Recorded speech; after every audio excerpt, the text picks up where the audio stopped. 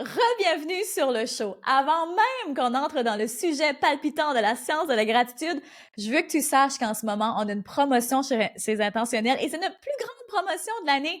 Donc, si ça fait un moment que tu regardes le journal de vie, que ce soit celui pour adultes ou pour enfants, ou même le fameux planificateur EFIC, ben sache que c'est le moment de te le procurer. Donc, je t'invite dès maintenant à te rendre sur intentionnel.com. Et là, sautons à pieds joints dans notre sujet d'aujourd'hui. Sujet qui me passionne. Ça fait des années que j'étudie la science de la gratitude.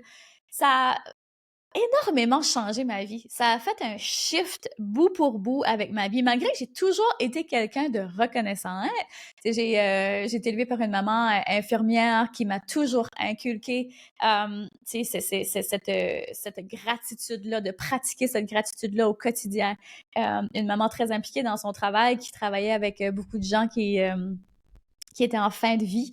Donc, elle était très, très appréciative de la vie. Donc, c'est quelque chose qu'elle m'a transmis. Donc, j'ai toujours été très, très reconnaissante. Mais rendue à l'université, lorsque j'étudiais à la maîtrise, justement, en psychologie, j'ai commencé à m'intéresser justement à la psychologie positive, psychologie cognitivo-comportementale, comment est-ce qu'on pouvait entraîner notre cerveau. Et là, je voyais à quel point la gratitude, c'était concret.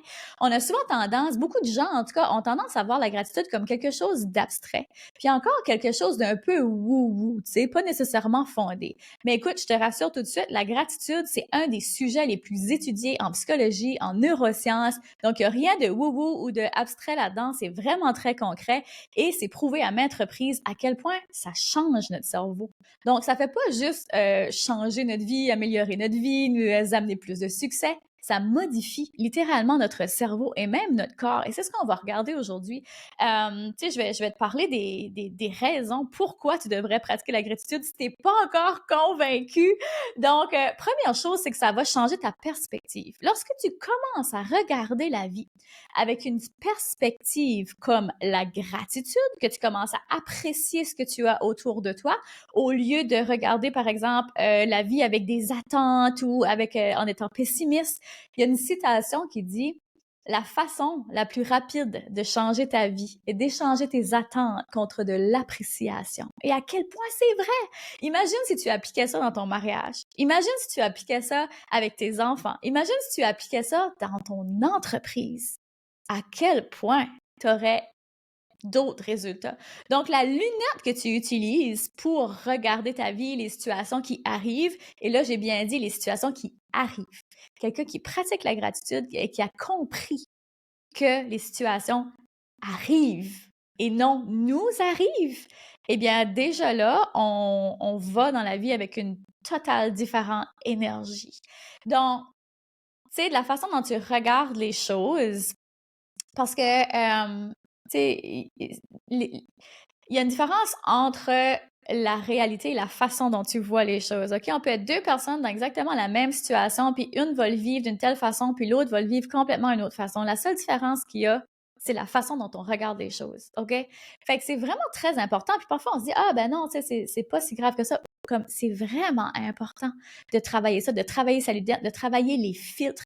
Parce que ça a non seulement le potentiel de changer notre instant présent et notre futur, mais ça a aussi le potentiel de venir modifier un peu l'avenir, si on veut. Et quand je dis ça, je m'explique parce que si tu regardes en arrière, puis que tu dis, oh, moi, j'ai donc ben pas été chanceuse dans ma vie, m'est arrivé ceci, m'est arrivé ça.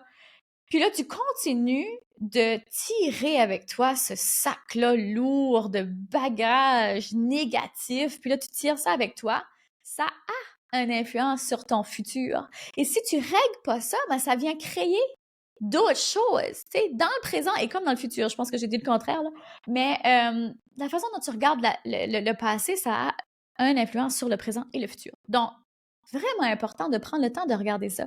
Puis même si tu peux pas retourner dans le futur et modifier les choses qui s'est passé, tu peux quand même le modifier dans ta tête et toi apprendre de ça au lieu de continuer de rester une victime. Et à quel point ça c'est empowering dans une vie. À quel point Et lorsqu'on inculque ça, par exemple, à nos enfants, tu sais, moi, je travaille fort sur le filtre avec mes enfants. Donc, chaque fois qu'il arrive quelque chose dans leur vie, on travaille fort sur la perception de cet événement-là. Mais c'est certain que j'utilise pas tous ces termes-là avec mes enfants, tu sais, mais subtilement, c'est ce que je fais. Je recadre, je refiltre avec eux, avec elles, pour qu'elles puissent vraiment voir comme, ah, OK, ben, ça a été difficile, cette situation-là, et on ne le nie pas, OK? Attention à la gratitude toxique. Et la gratitude toxique, si tu sais pas c'est quoi, c'est lorsque ben, on se force de voir toutes les choses positivement et on nie nos sentiments. Donc, on fait comme si tout va bien, on se force, mais au fond, ça va pas. OK, c'est vraiment très important de ressentir nos émotions et d'aller au fond des choses. Parce que si on fait juste pousser ça sous le tapis, ben, à un moment donné, ça va nous rattraper. OK? Ça va nous rattraper. Donc, très, très, très important. Il y a une différence ici entre les deux. Il y a une différence entre regarder la vie, les événements qui arrivent, ressentir les émotions et décider de vouloir apprendre quelque chose de ça et de grandir de cette situation-là versus de regarder cette situation-là, ressentir les sentiments négatifs, tu sais, ben, sentiments négatifs, les sentiments points, on ne devrait pas dire négatifs, puis rester là-dedans. Et continuer de voir ça comme je suis une victime, il m'arrive jamais rien de bon, c'est donc bien difficile, blablabla, blablabla.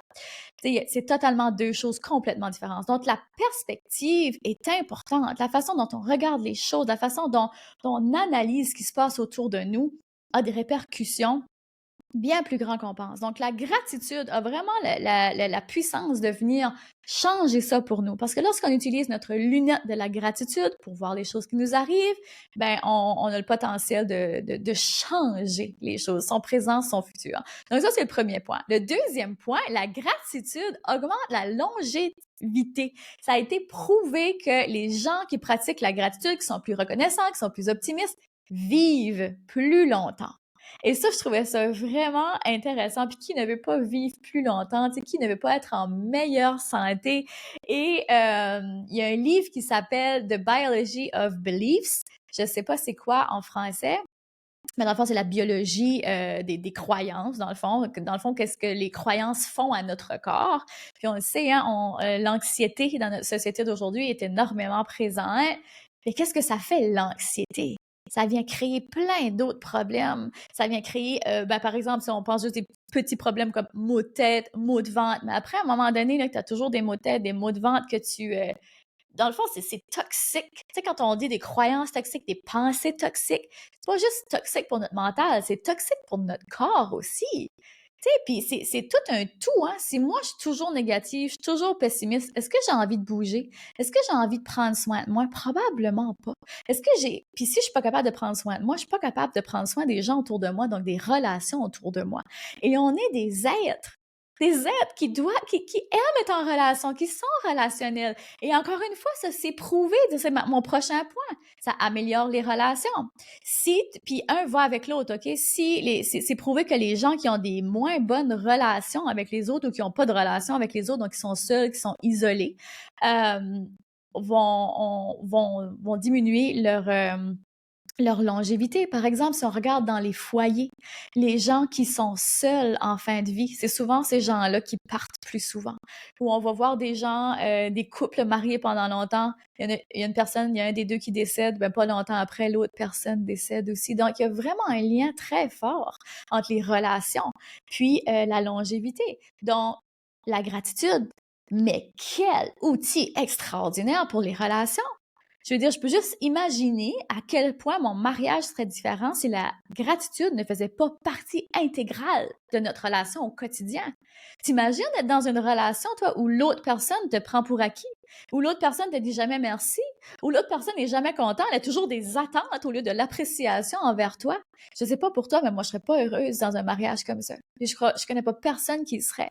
Et je connais pas personne, quand on pense, par exemple, aux relations de travail, qui aime travailler avec un bougon, qui aime travailler avec quelqu'un qui est pessimiste, qui aime travailler avec quelqu'un qui est, qui est négatif, qui a un problème pour chaque solution. C'est triste à dire, mais éloignez-vous de ces personnes-là. C'est toxique. C'est toxique sur beaucoup de points. On peut tendre la main, on peut aider, on peut être là. Mais lorsque la personne ne veut pas s'aider, attention de vous engouffrer avec cette personne-là, OK? Donc, la gratitude, si justement tu veux pas que ça t'arrive ou tu réalises que peut-être tu es dans une mauvaise passe en ce moment, ça nous arrive tous, hein? Puis tu as de la difficulté à sortir de cette situation-là, ben peut-être de commencer justement la gratitude. Tu sais, justement, que ce soit avec le journal de vie ou que ce soit tout simplement sur un bout de papier. Chaque matin, chaque soir, ou de juste t'entraîner, parce que c'est carrément ça là, que j'explique ici. On est capable d'entraîner notre cerveau comme on entraîne un muscle. Si ça fait des années que tu l'entraînes à être négatif, à voir le négatif, tu as toujours ta lunette de négatif, puis c'est juste ça que tu vois, ben, les chances sont que tu attires, tu sais, quand on dit t'attires, t'attires ce que tu es. Mais si toi, tu es toujours négatif, sois pas étonné que tes relations sont négatives, que ça va mal au travail, que, tu sais, un vient avec l'autre. Donc, step numéro un, travailler sur soi, travailler sa gratitude. OK, ben, au début, ça va être difficile, là. Je vais pas te raconter de mentir, là. Au début, ça va être difficile, c'est comme n'importe quoi. Si t'as pas l'habitude de t'entraîner puis que tu mets les pieds dans un gym, tu vas trouver ça difficile, t'entraîner. Puis, même chose pour bien manger ou peu importe, n'importe quelle nouvelle habitude que tu veux former. Si c'est nouveau, ben, on est des petites bêtes d'habitude. Le cerveau, il va contre-attaquer, il va fighter ça, tu sais, il va être comme, ah, c'est inconfortable, j'aime pas ça. Même chose, tu sais, avec notre corps, nos muscles quand c'est nouveau. Mais c'est la même chose pour ton cerveau. Donc, peut-être qu'au début, tu vas trouver ça difficile, puis tu vas vraiment avoir de la difficulté à nommer 3 reconnaissances seulement. Puis peut-être même qu'au début, tu vas toujours répéter les mêmes. T'inquiète pas avec ça, c'est normal. Just trust the process. Puis continue. Parce que ce qui va arriver, c'est que ton cerveau, lui, est performant. Il veut que tu gagnes. Fait que si tu lui donnes comme devoir, par exemple, tu sais, faisons ça vraiment très simple. Le matin, tu nommes 3 reconnaissances et le soir, tu nommes 3 raisons pourquoi tu es reconnaissant aussi. Bien, ton cerveau, toute la journée, là, il va agir comme un scan et il va se mettre à filtrer puis chercher des raisons d'être reconnaissant parce qu'il veut l'écrire dans son petit journal de vie le soir, là, pourquoi il est reconnaissant.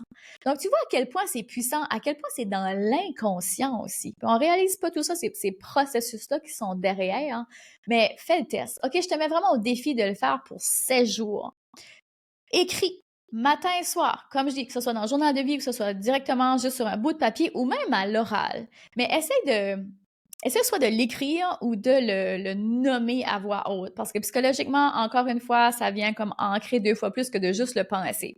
Donc, peu importe comment tu veux le faire, mais matin et soir, nommer 3 reconnaissances. Et attention ici, ces reconnaissances-là doivent être ressenties et non intellectualisées. Et là, c'est là où les gens souvent font mal leur gratitude. Puis là, je dis mal avec des... si tu me regardes sur YouTube avec des petits, des petits crochets, c'est parce que souvent, tu sais, on tombe dans le bas.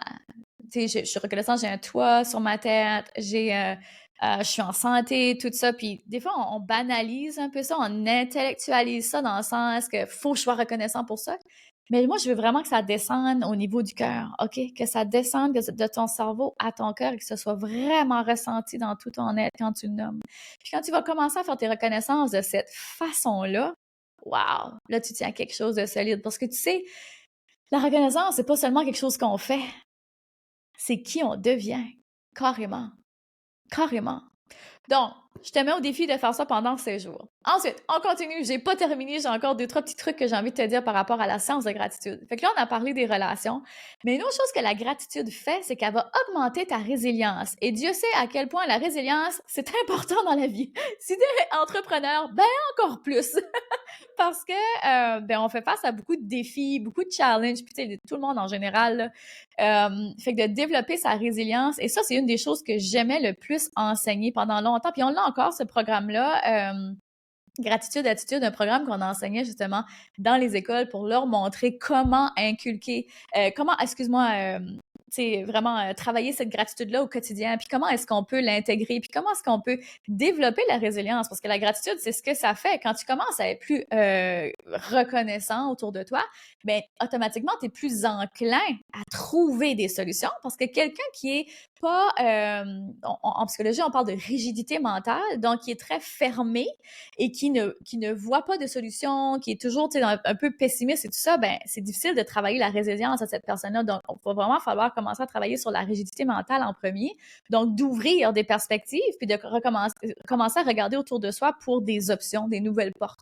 Donc, à quel point c'est important. Et je suis une grande fervente que si on peut enseigner ça aux enfants le plus tôt possible dans la vie, comme justement, comme je disais tantôt, avec mes enfants, je travaille beaucoup la technique de framing, qui est de prendre des situations et de mettre un cadre à l'intérieur de cette situation-là, puis de dire, OK, ça a été une situation difficile, par exemple, qui t'a challengé, ça a été un petit défi, mais qu'est-ce que tu as appris de ça? Est-ce qu'on peut essayer de voir ça comme quelque chose de positif? Et quand toi-même, tu fais ça pour ta vie, tu regardes les situations, comme je disais tantôt, à quel point on travaille sa résilience, puis on commence à aimer les défis parce qu'on a compris que la vie, c'est des hauts et des bas. Puis parfois, on pense que c'est juste les hauts qui sont importants puis qui sont le fun, mais les bas sont tout aussi importants. Je dis pas qu'ils sont aussi plaisants, mais ils sont tout aussi importants. Parce que c'est là où est-ce qu'on apprend vraiment, j'ai envie de dire. Tu sais, on apprend moins des hauts que des bas dans notre vie. Donc, c'est aussi essentiel dans notre vie. Puis, tu sais, j'ai envie de dire que c'est aussi essentiel que la pluie et le soleil. Si on aurait juste du soleil, ça fonctionnerait pas non plus. Ça prend une balance pour être vraiment capable d'apprécier ces jours de soleil-là aussi. Fait que une part de beauté là-dedans. Donc, de pratiquer la gratitude, justement, ça ouvre notre perspective et ça va vraiment venir améliorer notre résilience dans la vie en général.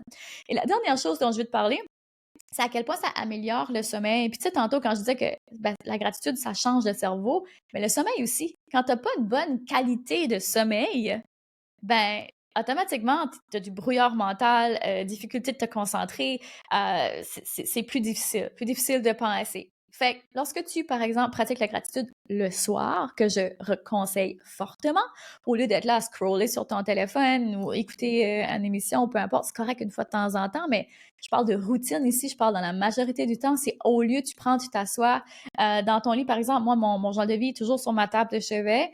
Si tu prends le temps de juste te déposer, puis c'est pas long, là, c'est un petit 5 minutes, je te demande pas de faire 45 minutes de journaling, puis c'est vraiment, vraiment pas ça ici, puis c'est exactement pour ça que j'ai créé le journal de vie, c'est parce que moi, j'ai pas le temps.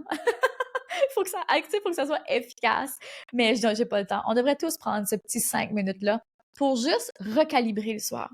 Puis être comme, OK, je suis reconnaissant pour quoi, moi, aujourd'hui? Qu'est-ce qui s'est passé de bien dans ma journée?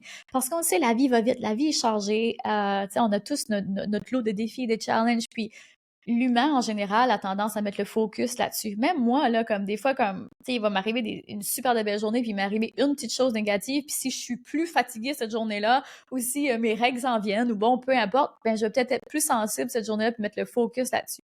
Donc, quand je prends le temps de me recentrer, me regrounder le soir, puis de, comme, ben voyons, il s'est passé des super de belles choses, puis je termine ma journée sur cette note-là, ben, automatiquement, on a une meilleure qualité de sommeil, meilleure qualité. Fait que c'est vraiment important. Puis, tu sais, ça amène tellement des belles discussions. Moi, je pratique le journal de vie, tu sais, clairement, là, avec mes enfants, la gratitude, tous les soirs, depuis que mes enfants sont toutes petites. Puis, ça amène tellement des belles discussions.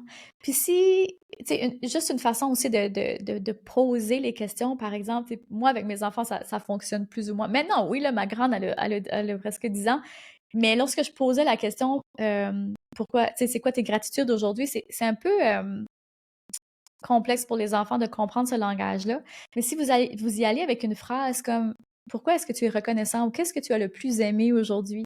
Là, pouf, hey, ça partait les discussions, let's go, let's go, let's go. Et tu sais, je remarque que les soirs où moi je suis plus fatiguée ou plus pressée avec les enfants, si j'oublie de demander aux filles hey, qu'est-ce que tu as le plus aimé aujourd'hui? C'est elles qui me demandent. Donc, à quel point c'est vraiment incrusté dans leur façon de faire, dans leur routine et à quel point c'est important pour elles de partager ces moments-là. Souvent, les enfants vont dire j'ai attendu comme toute la journée, j'avais tellement hâte de te dire ça aujourd'hui. Fait dans leur journée, elles regardent pour des choses pour partager à maman ou papa, parce que Dave aussi fait ça, les deux ont fait ça le soir. C'est un moment vraiment spécial. Puis même dans mon couple, justement, quand j'ai commencé au début, là, justement, quand je faisais ma maîtrise, j'ai rencontré Dave à cette époque-là, donc on était un nouveau couple.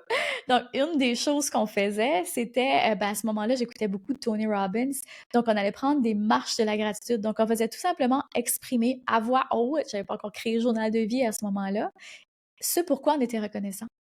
Et on a tellement appris à se connaître en profondeur, j'ai envie de dire, dès le début, parce qu'il me disait des choses, puis j'étais comme « Ah, je n'avais pas réalisé que c'était si important pour toi. » Et vice-versa.